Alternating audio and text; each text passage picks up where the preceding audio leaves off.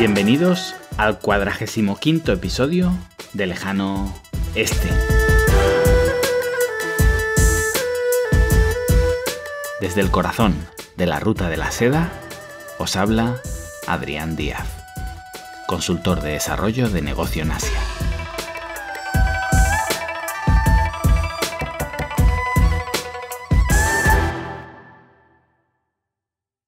No es el idioma más hablado, ni el más estudiado, pero probablemente sea el más deseado. Cuando comento que vivo en China, es difícil no encontrar a alguien que te diga: pues mi hijo o mi sobrino aprende chino en la guardería. En los países occidentales, los profesionales que hablan chino están muy buscados y valorados. En Estados Unidos, las estadísticas nos dicen que, de media, entre dos profesionales iguales, uno que incorpora el español como segunda lengua incrementa su salario en un 1,5%, pero uno que incorpora chino lo hace en un 10%. En trabajos relacionados con el comercio internacional, hablar chino eleva los sueldos entre un 50 y un 150%. Hoy quería compartir algunas reflexiones sobre el idioma chino, su evolución, su importancia en el mundo, la conveniencia o no de estudiarlo, la dificultad, etc. Empecemos por explicar lo que es el HSK, que es el sistema de medición de nivel de chino. Vas pasando exámenes y vas obteniendo el HSK1, HSK2, etc. Yo sinceramente jamás intenté pasar ningún examen, y si lo hiciera probablemente me quedaría en el primero. Dejé la universidad cuando en la quinta lección me enseñaron a decir trapecista y apenas sabía presentarme. Pero por inútil que parezca todo el proceso, pensado para que apruebes, no para que aprendas, muy parecido al proceso de obtención de una licencia para conducir, es el sistema de medición oficial y es utilizado por algunas empresas para contratarte o por organismos públicos en cuestiones como los visados. Como os digo siempre, da igual lo que pienses tú, lo importante es lo que piensan todos. Y aunque hables un chino perfecto, y cada día te encuentres con devoradores de exámenes que apenas saben comunicarse, tienen su título, con un numerito al lado, y esto en China todavía importa. Personalmente pienso que a este sistema anacrónico le quedan 2 telediarios, y como vemos en Estados Unidos, la evolución es que una titulación ya no le dice nada a nadie. Y China, que viene de más atrás, pero evoluciona más rápidamente que ningún otro país, aunque ahora estén en esa vorágine de titulitis por la que han pasado todos los países, creo que no tardará en evolucionar al siguiente estadio. En cualquier caso, según la Universidad de Beijing, se puede obtener un nivel HSK5, lo que sería un nivel avanzado de chino, con una media de entre 500 y 700 horas de estudio, lo que se calcula que se hace de media en 2,5 años. Siendo extremadamente utilitaristas, diría que hay pocas vías de estudio más rentabilizables en tu vida laboral, con ese tiempo empleado y ese coste. Ya os digo que un HSK5 no garantiza absolutamente nada, pero menos lo hace una licenciatura y ahí nos dejamos más dinero y, sobre todo, mucho más tiempo. Tened en cuenta también que la realidad es dinámica. Igual que en la época de nuestros padres una licenciatura era un ascensor social, y por eso se empeñaban tanto en hacernos estudiar a nosotros, el día que ya me vi con el chino suficiente como para buscar trabajo en España en alguna multinacional, me di cuenta que estas empresas preferían contratar a chinos locales, que habían crecido en el país, eran bilingües, bueno, o eso pensaban esas empresas, y eran mucho más baratos que yo. Es decir, Occidente está repleto de chinos, más allá de los que vemos en bares, restaurantes y tiendas de productos desechables. Estas oleadas que llegaron hace 20 o 30 años llevan, 20 o 30 años reproduciéndose.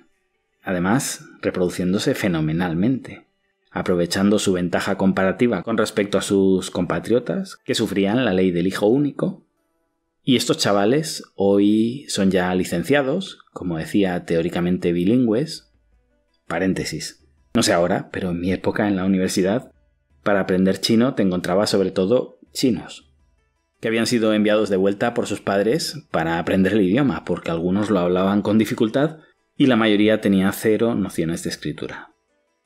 En cualquier caso, pensemos que cuando te sacas el HSK4, 5 o lo que sea, para volverte a tu país, difícilmente vas a competir con otro occidental con un nivel similar al tuyo, sino con un chico chino que aporta significativamente más en su idioma.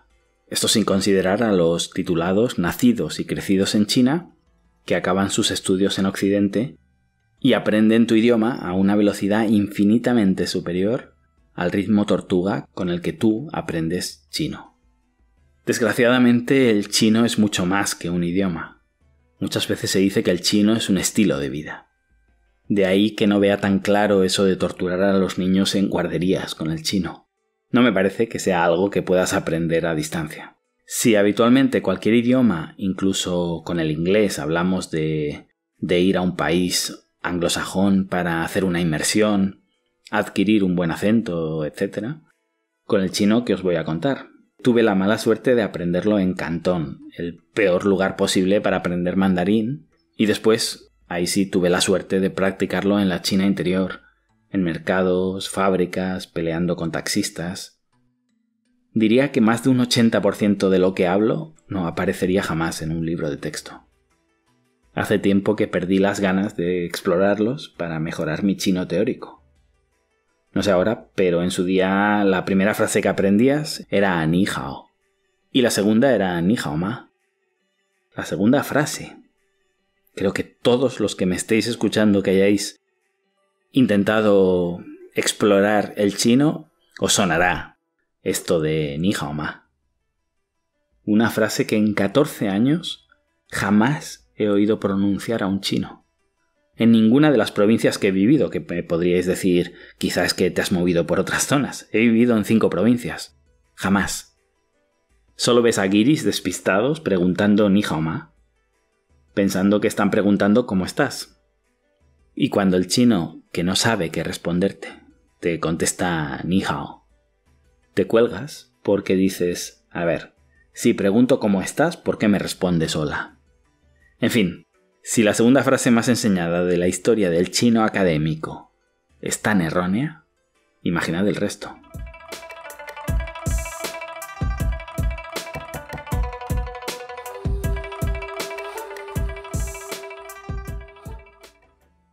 Estoy grabando este episodio porque leí en LinkedIn un artículo de alguien que planteaba que China pretendía dominar el mundo a través de su idioma, o la imposibilidad de dominar el mundo si no es a través de la imposición de tu idioma. Es decir, según esta tesis, si el chino no domina el mundo, China no dominará el mundo. Y ponían como ejemplo el dominio del inglés y de Estados Unidos. Me da la sensación de que predecimos el futuro mirando hacia el pasado, y conducir mirando por el retrovisor solo funciona cuando la carretera es recta. Y la carretera nunca es 100% recta. Yo mismo he caído muchas veces en la falacia post hoc ergo propter hoc.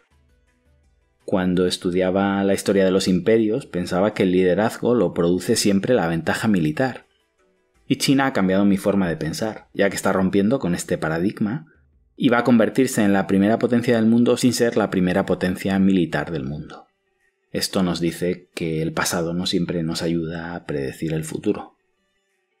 En cualquier caso, lo que respondía a esta teoría es que me da la sensación de que China no tiene ningún interés en ver un planeta hablando en chino. No están imponiendo su idioma, no lo están exportando, no lo están promocionando. Quizá lo hagan, pero desde un punto de vista cultural, no lo veo desde un punto de vista imperialista. Puse el ejemplo del pinyin. Para los que no sepáis, es el chino con letras romanizadas, que nos sirve de ayuda a los extranjeros. Para decir yo, en chino, decimos wo. Y romanizamos el carácter chino traduciéndolo como wo en tercer tono. Esto nos ayuda a poder pronunciar la palabra sin conocer el carácter. Es decir, el chino tiene una escritura tan difícil y una pronunciación tan difícil que inicialmente intentamos no gastar nuestras fuerzas en memorizar los trazos de los caracteres, sino focalizarnos en la pronunciación. Leer un texto en pinyin es sencillo, ya que lo lees en caracteres occidentales. Pues bien, existe una corriente académica en China para la que el pinyin es poco menos que el demonio. Piensan que cada palabra china debe aprenderse a través de su carácter y no con atajos tramposos. ¿Sabéis cuando te dicen que si usas el GPS nunca te vas a aprender las calles de la ciudad porque te acomodas? Y el día que no lleves GPS estarás totalmente perdido porque no habrás entrenado esa habilidad. Pues básicamente a los extranjeros nos cuesta mucho no usar el GPS cuando lo tienes ahí al ladito y te hace la vida más cómoda. Esta aversión al pinyin, algunas personas lo ven como una forma de mantener el chino puro. Otros realmente piensan que no aprenderás chino de verdad si no lo haces a través de caracteres chinos. Sea como fuere, algunos tenemos la sensación de que, por parte de China, no existe la intención de poner facilidad alguna al mundo para aprender chino. Aunque fuera sin querer, han ido descubriendo en la dificultad del chino un arma muy útil. Un código de comunicación propio, casi inaccesible para los demás países, y en cambio, acceso libre al código usado por los demás, el inglés, que es muy sencillo y está globalizado. Pensad, 5G, inteligencia artificial, armamento, espionaje. Te permite jugar en el tablero enemigo y evitar que jueguen en el tuyo. ¿A quién le iba a interesar cambiar este status quo? A día de hoy estoy seguro que si pudieran, volverían al chino tradicional para hacerlo todavía más inaccesible. Nos cansamos de repetir que los chinos no saben nada de lo que pasa fuera de China. Y después lees a pseudoexpertos en China que hacen análisis muy vendibles en prensa, pero te das cuenta que saben todavía menos de lo que pasa en China.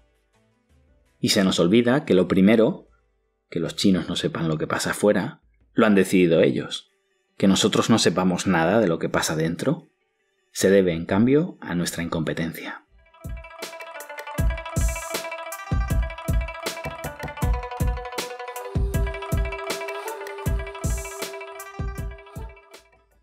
Hace poco debatía con un historiador chino sobre el interés que siempre se ha tenido en China de hablar de sus 5.000 años de historia. Pongamos en cuarentena lo de 5.000, como si esto hubiera sido un territorio homogéneo en todos estos milenios y no tuviéramos infinidad de zonas que han ido entrando y saliendo de los mapas por cuestiones históricas y que resumimos en una foto del momento. Por poner un ejemplo, son culturalmente e históricamente mucho más chinas algunas zonas de Corea o de Vietnam que muchas zonas de Xinjiang. Pasa lo mismo con el idioma chino. ¿Qué es el chino? Un conjunto de idiomas, algunos de ellos extremadamente distintos entre ellos, los cuales agrupamos por cuestiones más políticas que lingüísticas. Cuando hablamos del chino, muchas veces sabiéndolo sin saberlo, nos estamos refiriendo al mandarín. Y esto me lleva a una frase que suelo repetir a menudo. El chino no es el idioma más hablado del mundo, como se repite en muchos foros. Cuando alguien me dice que le gustaría aprender chino, suelo contestar de forma irónica que a muchos chinos también. En varias provincias en las que he vivido, no se hablaba chino. Como digo, entendiendo el chino como mandarín.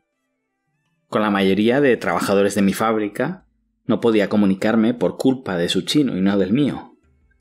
Con mis suegros no puedo comunicarme de la misma manera por culpa de su chino y no del mío.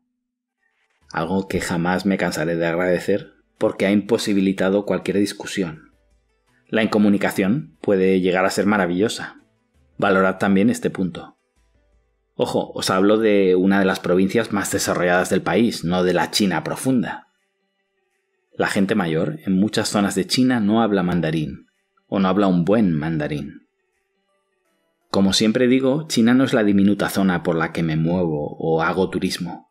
China no es el barrio donde viven los guiris en esa ciudad internacional donde las cafeterías el camarero es capaz de atenderme en inglés. China también son ciudades menos internacionales, barrios sin guiris o incluso sin cafeterías. Y ojo, no digo que en toda la China interior no se hable mandarín. Hablo de que asociar los 1.500 millones de chinos a 1.500 millones de usuarios del chino mandarín es una auténtica barbaridad. En mi época en Xinjiang, en pleno apartheid y con macroatentados terroristas y la región militarizada, recuerdo que los taxis Han no me paraban pensando que yo era un uigur. Y los taxis uigures que paraban eran incapaces de articular una sola palabra en mandarín. Y para mí resultaba imposible explicarles la dirección a la que me dirigía. Se negaban a usar el mandarín, igual que se negaban a usar el renminbi, pero es que además muchos de ellos eran incapaces. Claro, cuando llego a Shanghái me da la sensación de que aquí todo el mundo habla inglés. Y si venís de Occidente o incluso de otro país asiático, pensaréis que en Shanghái nadie habla inglés. Fijaos cómo una aproximación a la realidad desde diferentes perspectivas puede cambiar la forma en la que describimos con la rotundidad habitual con la que lo hacemos. En China se dice que hay más de 1000 dialectos. Aquí también hay que poner en cuarentena el término dialecto. En Europa acostumbras a llamar idioma a cualquier habla local para darle identidad y todo eso. Llegamos aquí y nos encontramos dialectos que entre ellos se diferencian más que el español y el ruso. Algunos bastante más.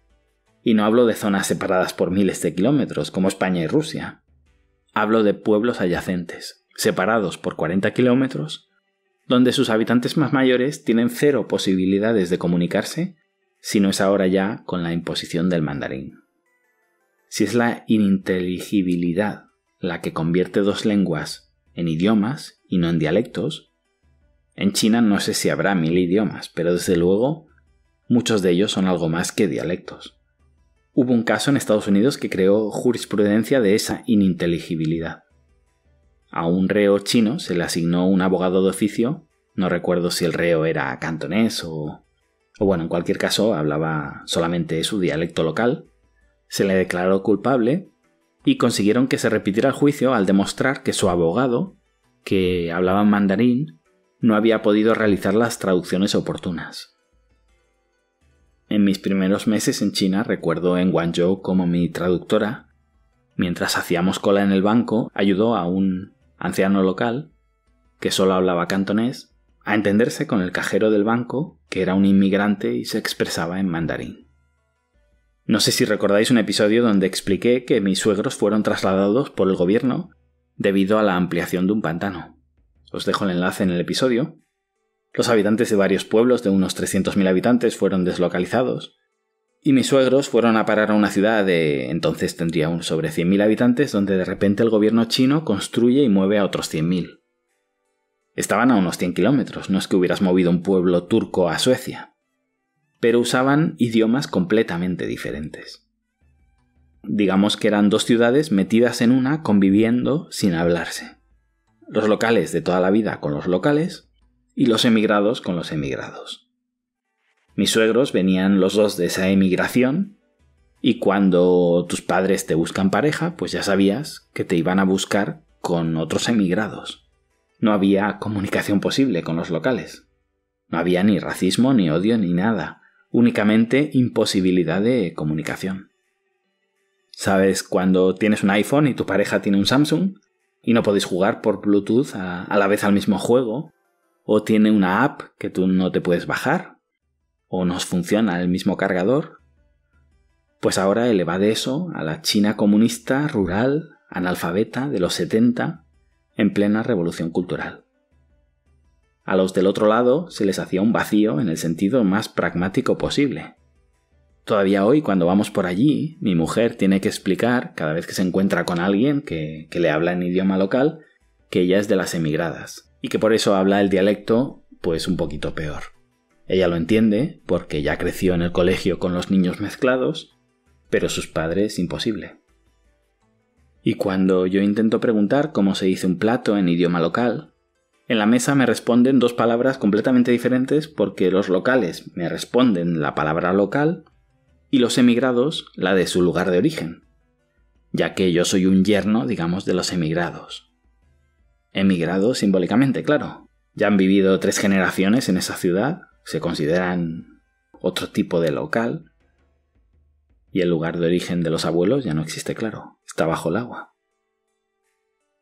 Me sorprende todavía cuando en cenas de empresa 2 miembros de mi equipo hablan entre ellos y comentan algo y pregunto a alguien de la mesa ¿qué han dicho? Y me dice, no sé, hablan en su idioma local. Les suelo decir a los otros chinos que me siento mucho mejor cuando los veo tan perdidos como yo. Todo esto son anécdotas para que veáis que idiomáticamente el chino es un conjunto de idiomas muy complejo. No se trata de diferencias tipo buen día y buongiorno, que giorno dices giorno, giorni, jornada, que quieras que no son deducibles. Idiomas sin ningún rastro de similitud entre ellos. Cuando les explicas a los chinos que un español y un italiano pueden prácticamente entenderse hablando cada uno en su idioma local, y ellos no son capaces de deducir una sola palabra de las gentes del pueblo de al lado, te planteas si el uso que hacemos de las palabras idioma y dialecto es coherente o simplemente convenciones políticas interesadas.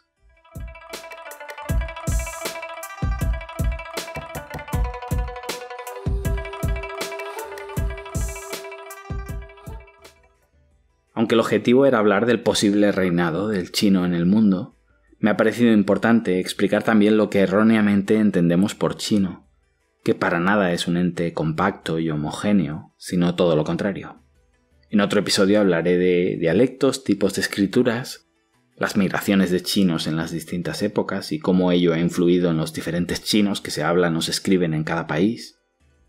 El episodio de hoy es también un poquito un compendio de ideas contradictorias sobre la conveniencia o no de aprender chino, ya que siempre tenemos esa duda de si va a ser el idioma que se imponga, debido a que como país parece ya indiscutible que se va a convertir, aunque solo sea por su tamaño, en la primera potencia del mundo. El conocimiento es una inversión a largo plazo. Siempre he defendido las ventajas de aprender un idioma en comparación a una carrera universitaria. Aunque no aporta mucho hacer el análisis a toro pasado, con lo que sé ahora quizá hubiera focalizado mi educación más en idiomas, sobre todo para llegar a China más preparado de lo que lo hice. Quizá para muchas personas el coste de oportunidad de aprender chino sea importante, y lo comprendo. He encontrado muchos extranjeros haciendo dinero en China sin hablar ni una sola palabra. No necesitas aprender a conducir para desplazarte del punto A al punto B. Quizá la opción más rápida y eficiente sea contratar a un conductor. Pero, ciertamente, experimentarás el viaje de manera muy diferente. Tampoco el dinero es la única razón para llegar a China o para quedarse. A algunos nos vuelve locos esta cultura. Y aprender el idioma, las costumbres locales, la forma de hacer las cosas, va mucho más allá de una fiebre del oro temporal y volvernos a casa con el botín. En cualquier caso, incluso reduciéndolo a ese nivel de utilitarismo, en comparación con aprender chino, para mí el coste de oportunidad de una carrera es altísimo. Pero como decía, conducir mirando por el retrovisor es engañoso y quizás sea eso mismo lo que estoy haciendo. Viendo hacia dónde evoluciona el mundo, donde ya hay dispositivos que realizan traducciones inmediatas, da la sensación de que el futuro nos depara tecnologías que unificarán la comunicación, eliminando las barreras idiomáticas y dejando en evidencia a los que se hayan pasado años aprendiendo idiomas. No lo sé. Entretanto, un idioma nuevo es otra ventana con la que ver el mundo, y el chino puede ser una ventana traslúcida, difícil de traspasar, pero sin duda una ventana gigante.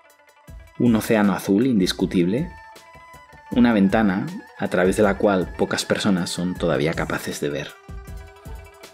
Volviendo al tema de si el chino reinará en el mundo o si es necesaria su imposición para que China reine en el mundo, no me parece en absoluto que ambos temas anden ligados. China reinará, inevitablemente. La pregunta ya no es si lo hará, sino cuándo. Y el chino, bajo mi punto de vista, difícilmente lo hará. Os dejo con una frase final muy graciosa, si algún día os encontráis con un cantonés, ya que hablan o hablamos mandarín con uno de los peores acentos de China. Tian bu pa, di bu pa, jiu pa guangdong ren shuo putong hua. No le temo al cielo, ni le temo al infierno. A lo que de verdad le temo es a un cantonés hablando en mandarín. Gracias y hasta pronto.